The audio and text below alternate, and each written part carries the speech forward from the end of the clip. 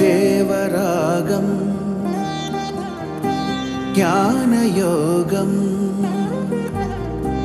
వ్యాసపీఠం బహువేదశాస్త్రం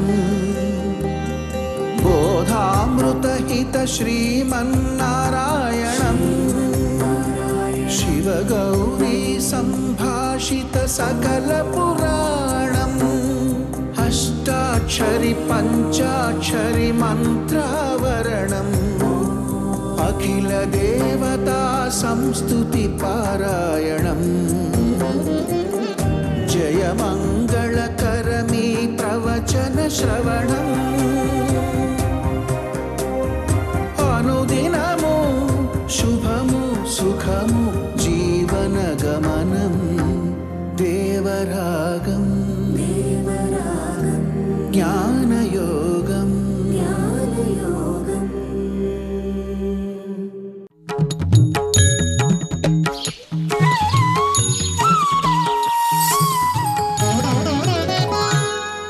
ఆపదామపహర్తారం దాతారం సర్వసంపదాం లోకాభిరామం శ్రీరామం భూయో భూయో నమామ్యహం.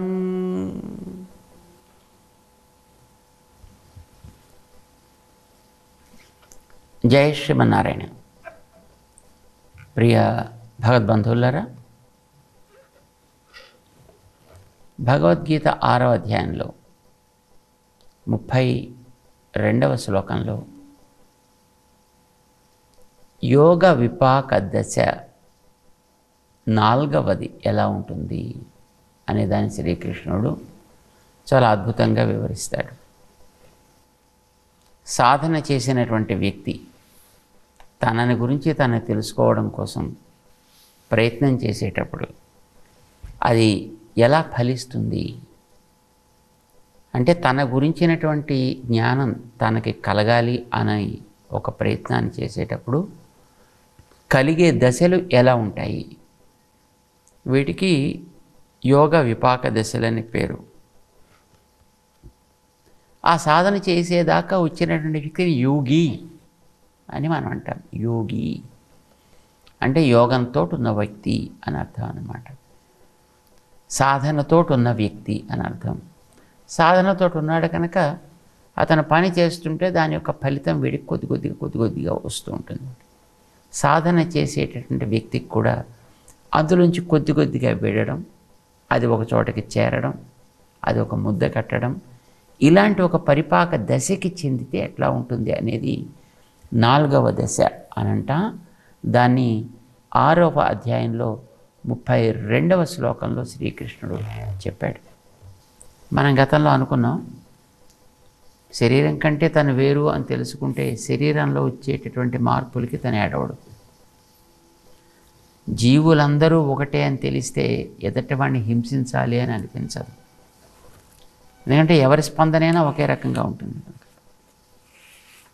ఏ జీవుణ్ణి బాధ పెట్టినా ఆ జీవుడికి తనకు కలిగిన బాధ లాంటి బాధే కలుగుతుంది కనుక అనేది అనిపిస్తుంది 2వ దశలో.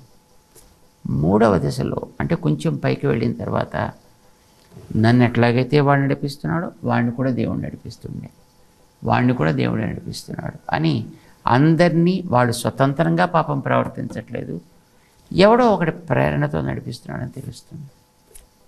కొంచెం పండితే ఆ ప్రేరకుడైనటువంటి వాడు వెనకాల ఉండేవాడు అందరికీ ఒక్కడే అని తెలుస్తుంది.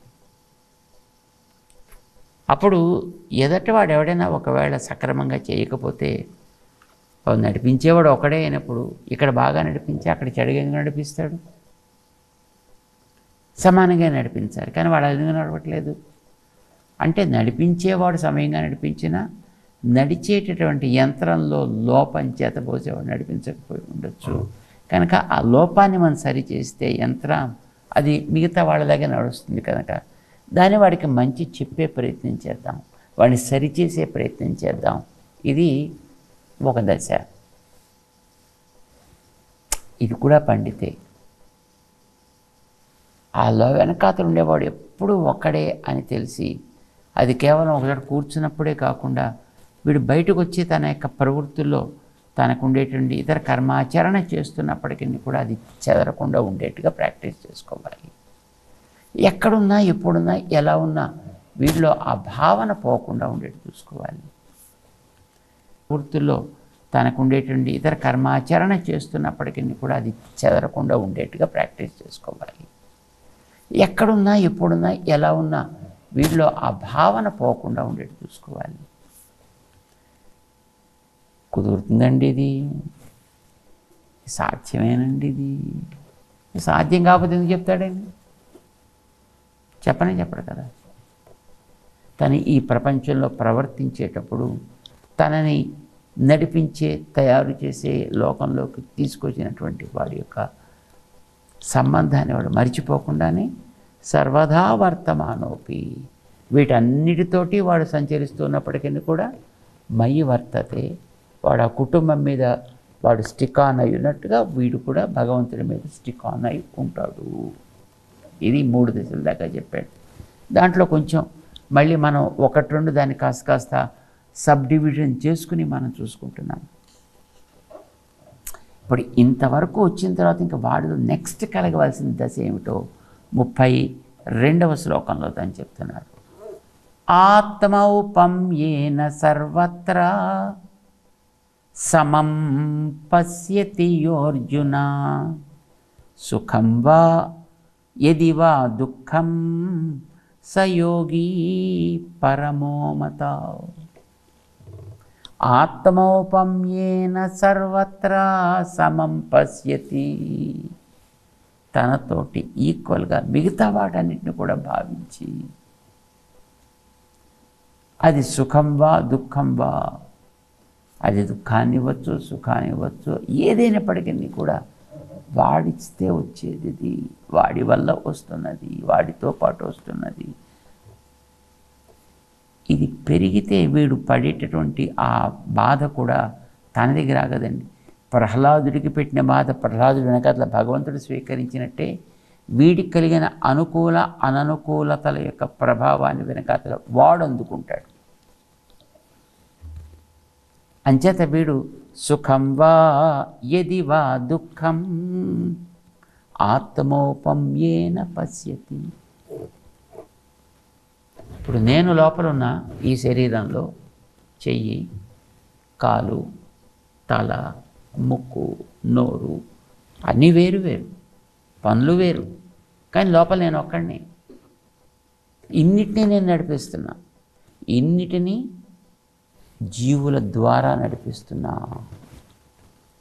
ఇప్పుడు మన ఏదైనా శరీరంలో ఒక భాగాన్ని మనం ప్రవర్తింప చేస్తున్నాం అని అంటే మనం కేవలం ఇక్కడ కూర్చుని నడుచు చెయ్యి అంటే నడవదు. అలా నడిచేటట్టయితే ఒక పెరాలిటిక్ పేషెంట్కి కూడా చెయ్యి అంటే లేవాలి వాడికి, కానీ లేవట్లేదు కదా. అట్లా అంటే వీడి యొక్క ఆజ్ఞని అందుకొని అవతల దానికి చేరవేసేటటువంటి మధ్య పని చేసే వ్యవస్థ లోపభూయిష్టమైంది. అందుకోసం అది పనిచేయట్లేదు, మనకు తెలుసును. అట్లానే భగవంతుడి దగ్గర నుంచి వచ్చే ఆజ్ఞ అందుకున్నటువంటి జీవుడు జ్ఞానం ద్వారా అందిస్తే ప్రకృతికి, అప్పుడు ప్రకృతి పనిచేయాలి. కాలేదు అనంటే మధ్యలో లోపం ఉంది అని మనకు తెలిసినప్పుడు ఆ లోపాన్ని ఎక్కడెక్కడ ఉంటే ఎక్కడల్లా సరి చేసుకోవాల్సిందే కదా, తిరిగి దాన్ని బాగు చేసుకోవాల్సిందే కదా. అట్లాగా మనకి ఇది ఒక పెద్ద టూల్, ఇది మనకు అందింది. దీన్ని మనం సవ్యంగా ఇప్పుడు వాడుకోవాలి.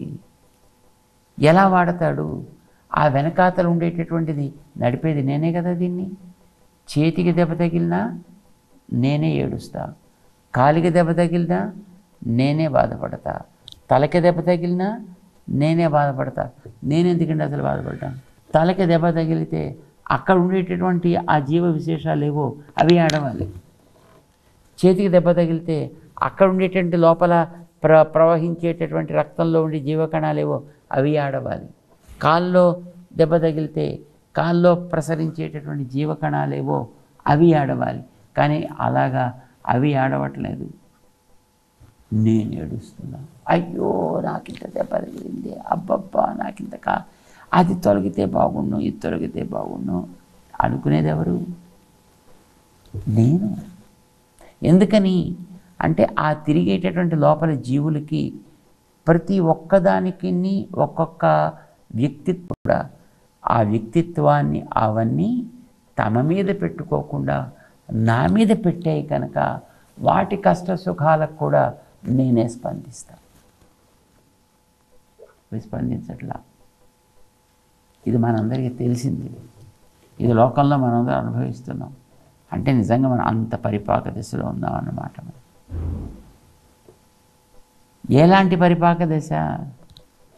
సర్వత్రా సుఖం వా యది వా దుఃఖం సమం పశ్యతి, ఆత్మౌపమ్యేన సమం పశ్యతి.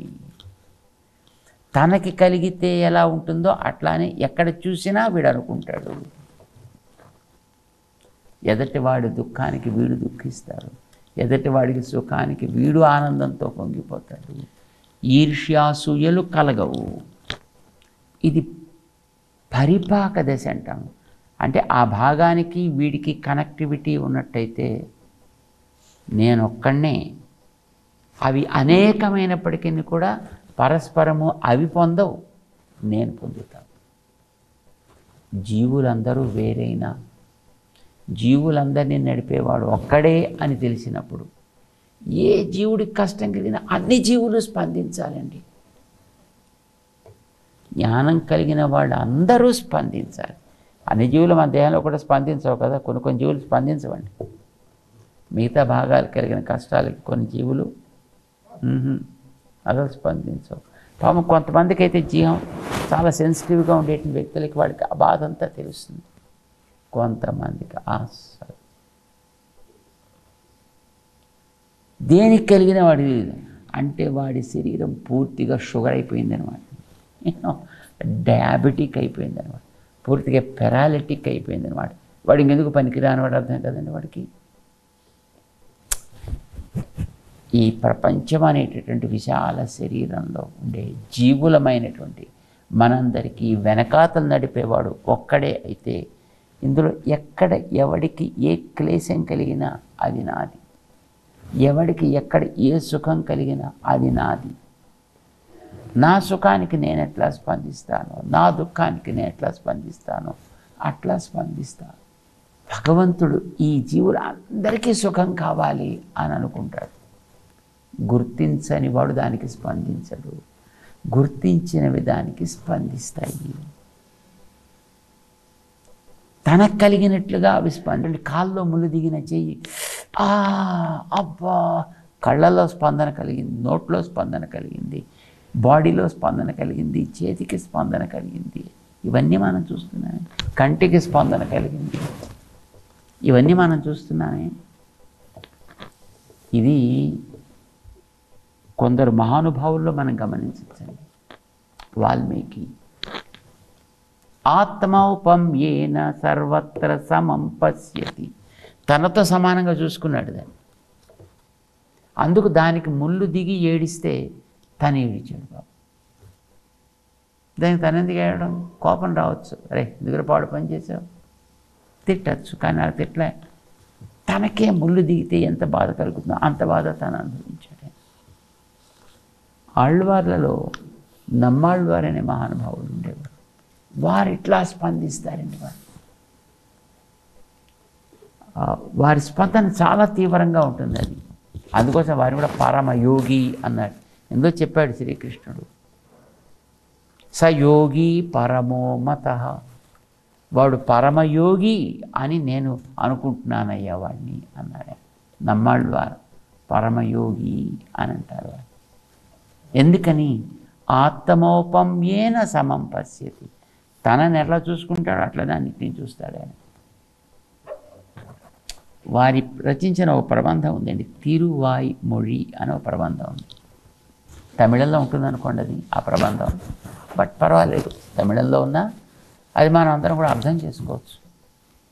అందులో ఒక 2వ శతకంలోకి ఆరంభం చేస్తూనే ఓ అందమైనటువంటి 10 పాటలు ఉన్నాయి. దాన్ని దశకము అని అంటారు. దానికి ఒక తిరువాయ్మొഴി అని పేరు పెడుతుంటారు. వాయుం తిరయుగళుం కానల్ మడనారాయ్ ఆయుం అమరులహం తుంజలుం నీ తుంజాయాల్ నోయుం పయలుమయం మీ దూర వెమ్మే పోయి నీయుం తిరుమాలాల్ నెంజం కోల్ పట్టాయే. అయ్యయ్యో కొంగ. వారు కొంగని చూశారు. వారు ఒక మంచి అతి దుఃఖకరమైనటువంటి ఒక స్థితిని పొందుతున్నారు. భగవంతుడు లోపల కనిపించాడు. కనిపించిన ఒకరిని పట్టుకుందామని అనుకున్నారు. లోపల కదా, పట్టుకుందామని చేతులతో కదా, కానీ చేతులకు దొరకలేదు. చేతులకు దొరకకపోతే కలిగే దుఃఖంతో మనసులో కలిగినటువంటి సుఖాన్ని కూడా కోల్పోయారు. అయితే దుఃఖాన్ని పొంది సుఖాన్ని కోల్పోయి ఏం చేశారు అనంటే, వీరు ఆ పరమయోగి దశలో ఉన్నారు కనుక తనలో ఉండేటటువంటి ఒక స్థితిని ఒక ప్రియుడైన నాయకుడి కోసం, ఒక ప్రియురాలు, అతి ప్రేమ పాత్రురాలైనటువంటి ఒక ప్రియురాలు ఎట్లాగైతే ప్రవర్తిస్తుందో, ఎట్లాగైతే చేస్తుందో, ఎట్లాగైతే ఆక్రోశిస్తుందో అట్లా వీరు కూడా ఆక్రోశించడం ప్రారంభించారు. అలా ఆక్రోశిస్తూ వారింట్లోంచి అలా బయటకు వచ్చేసారు. అక్కడ ఒక పెద్ద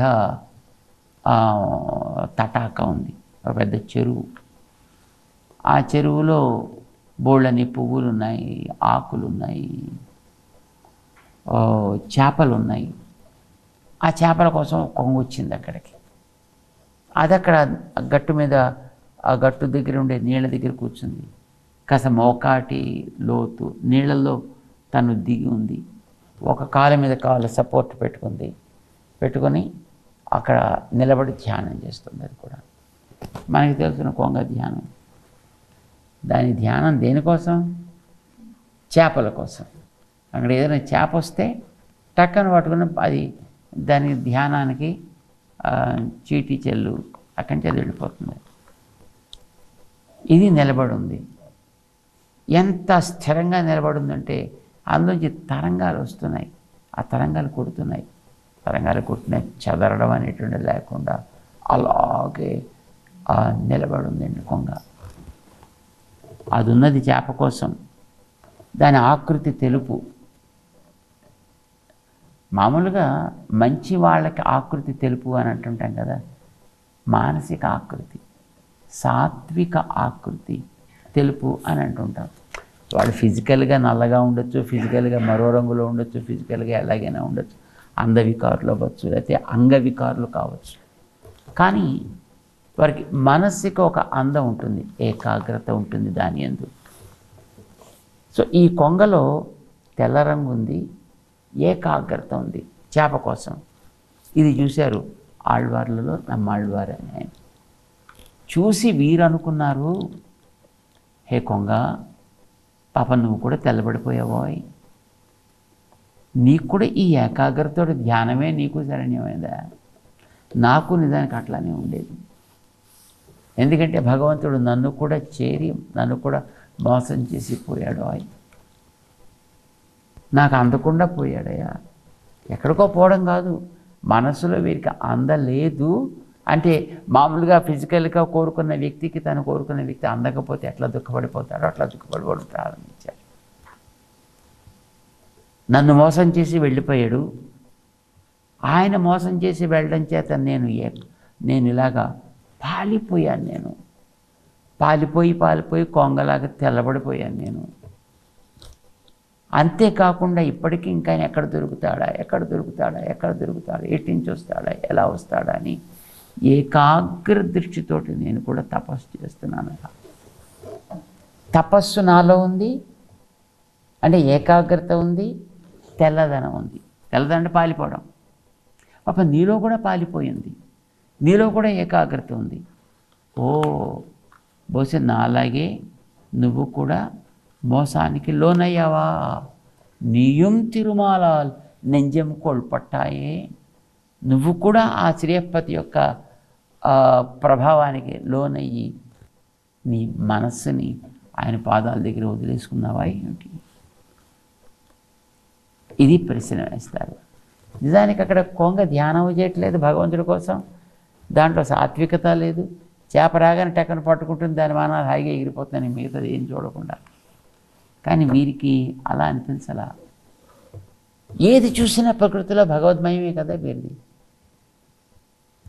కొంగను చూసినప్పుడు కొంగ కూడా భగవద్ విరహాన్ని పొందుతుంది తనలాగా తన వలె. ఇది ఇంపార్టెంట్ అండి. ఇప్పుడు తన వలె ప్రకృతిలో ప్రతి వస్తువుని చూస్తారు, చూసి దానికోసం వీరు బాధపడతారు. అయ్యో నువ్వు కూడా నాలాగే మోసపోయావా, అందుకే నువ్వు పాలిపోయావు, అందుకే నువ్వు పాపం ఏకాగ్రతతోటి ధ్యానంలో కూలబడ్డావు, నువ్వు కూడాను. నేను కూడా చేస్తున్నానులే, ఏం లాభం, అయినా రావటం లేదు. ఒక పిల్ల కాలువని చూస్తారు. పిల్ల కాలువ సన్నగా అలా సాగుతూ ఉంటుంది. అయ్యో పిల్ల కాలువ, ఒకనాడు నువ్వు ఇంత వెడల్పుగా ఎంత ప్రవాహంతో ఉండేదానివి, పాపం చిక్కి శల్యం అయిపోయావే నాలాగా. నీలో ఏ దుఃఖం, పాపం నిన్ను కూడా ఆయన మోసం చేసి పోయి ఉంటాడు. ఈ కాలువని భగవంతుడు మోసం చేయడం ఏంటండి? అది నిజానికి కాదు, కానీ ఆ వస్తువుకుండే దాని సహజ ప్రవృత్తిని కూడా వీరు మరిచిపోయి, దానికి ఉండేటటువంటి ఆ ప్రవృత్తి తనలో కలిగినటువంటి భగవద్ విశ్లేష దుఃఖం చేత కలిగినట్లుగానే భావించి దానికోసం వీరు బాధపడతారు. ప్రకృతిలో ఉండే ప్రతి ప్రాణి కోసం వీడు బాధపడతాడు. ఆశ్చర్యంగా ఎంత ఉన్నత దిశ కావాలి, ఎంత పాకదశ కావాలి. ఇది ఆళ్వార్లలో మనకు కనిపిస్తుంది. చంద్రుడిని చూశాడు, చంద్రుడిలో ఇలాగ ఏకకళా మాత్రంగా కనిపించాడు. అయ్యో పాపం ఏమిటో ఎంత చిక్కిపోయావు నువ్వు, ఒకనాడు ఎంత నిండుగా ఉండేవాడివి, ఇంత చిక్కిపోయావు అంటే ఎందుకు చిక్కిపోయి ఉంటావు? బహుశా నాలాగే నాతో కలిసి నన్ను వదిలిపెట్టి వెళ్ళిపోయి నేను ఇలాగ పాపం చిక్కి శల్యం అయిపోయినట్టే నిన్ను కూడా ఒకనాడు కలిసి ఉంటాడు ఆయన. కలిసి ఆయన ఎడబాటు తయారు చేయడం చేత ఆ ఎడబాటును ఓర్వలేక పాపం నువ్వు కూడా అలాగా ఏకకళా మాత్రం అయిపోయి ఉంటావు. నువ్వు ఎంత కష్టపడుతున్నావు కదా, ఎంత చిక్కిపోయావయ్యా నువ్వు పాపం, అయ్యో అయ్యో అయ్యో అని ఓదారుస్తారు. దాన్ని ఓదార్చడం ఎందుకు అంటే దాని స్థితి అది తెలుసుకునే దశలో ఉందా, తెలుసుకునే దశలో లేదా, అది చేతనమా అది అచేతనమా అనే ప్రశ్న లేనే లేదు. చుట్టూ ఉండే ఏదైనా భగవద్ అధీనమైనదే కనుక, దేనికైనా లోపల జీవుడే ఉంటాడు కనుక దాని దశ బహుశా తన దశ లాంటిదే అయి ఉండొచ్చుననే భావనతోటి తనకు ఆ దశ కలిగితే ఎట్లా తాను స్పందిస్తాడో దానికి కలిగిన దశను చూసి కూడా అట్లానే స్పందించేటటువంటి దశలోకి వీడు వెళ్ళిపోతాడు. ఎక్కడ చూసినా పరమాత్మ, ఎక్కడ చూసినా ఆత్మ వీడికి సాక్షాత్కరిస్తూ ఉంటుంది. అది లేకపోతే నమ్మాళ్ళవారు కొంగను చూసి ఆడవడం ఎందుకండి, ఒక ఎగిరే పక్షిని చూసి ఆడవడం ఎందుకు? ఈ వీరిలో ఆ స్థితి కలిగింది అంటే మానసికమైన ఆ పక్వత ఉంది. చూడండి, మనకి మెత్తగా ఉంది కనుక పండు అయింది అని అర్థం కాదు. పండు అయితే మెత్తదనం సహజంగానే వస్తుంది కదా. అట్లానే మానసికమైన ఆ పక్వత కలిగితే దేన్ని చూసినా అదే రకమైన స్పందన వస్తుంది. స్పందన ఉన్నంత మాత్రం చేత అది ఉన్నట్టు కాదు, ఉంటే మాత్రం స్పందన రాకుండా ఉంటుంది. ఇది ఆ పరిపాక దశ. ఆత్మ సాక్షాత్కారంలో వీడు పూర్తిగా అయితే చుట్టూ ఉండే ప్రతి దాన్ని చూసినా వీరికి ఎట్లాగైతే భగవంతుడి విషయంలో ఆరాధన ఆక్రోశం ఉందో అదే ఆక్రోశం దానికి కూడా ఉందనుకుని వీరికి వస్తుంది. ఆత్మౌపమ్యేన సర్వత్ర సమం పశ్యతి. అన్నిటినీ, అది చేతనం అచేతనం అనేది లేదు, సమం పశ్యతి, తనతోటి ఈక్వల్గా వాటిని భావించుకుంటారు. సుఖం వా యది వా దుఃఖం, అది సుఖకరం కావచ్చు దుఃఖకరం కావచ్చు, సన్నివేశం ఎలాంటిదైనా కావచ్చు. అలాంటి వ్యక్తి పరమయోగి అవుతాడు సుమా. కనుక నాకు అలాంటి పరమయోగి అంటే భలే ఇష్టమయ్యా. ఇది ఆత్మ విపాక దశ సాక్షాత్కారానికి అని 32వ శ్లోకంలో శ్రీకృష్ణుడు అర్జునుడికి వివరిస్తాడనమాట. ఆత్మౌపమ్యేన సర్వత్ర సమం పశ్యతి యోర్జున సుఖం వా యది వా దుఃఖం సయోగి పరమో మతః అని చెప్పాడు. 4 దశలో చెప్పాడు. విన్నాడు అర్జునుడు. కానీ ఇంత దశకి పాకం చెందాలంటే ఎంత కష్టపడాలండి, ఎంత సాధన కావాలి. సరే, ఇప్పుడు అర్జునుడిలో పాపం ఒక సందేహం వచ్చింది. ఇప్పుడు కృష్ణుడిని 3వ శ్లోకం దగ్గర నుంచి అడుగుతూ ముందుకు సాగుతాడు. అతనితో కూడా మనం పెడదాం, మనకి సందేహాలు అయితే ఏం రావనుకోండి. కానీ పాపం సాధన చేయాలనుకున్న వ్యక్తి కనుక ఆయనకి సందేహాలు వస్తాయి. కనీసం ఆ సందేహాన్ని మనం విని మనం కూడా ఆయనతో పాటు సాగితే మనలో కూడా ఆయన కలిగిన వికాసం లాంటి వికాసం రావడానికి తప్పనిసరిగా అవకాశం ఉంటుంది. ప్రయత్నం చేద్దాం. జై శ్రీమన్నారాయణ.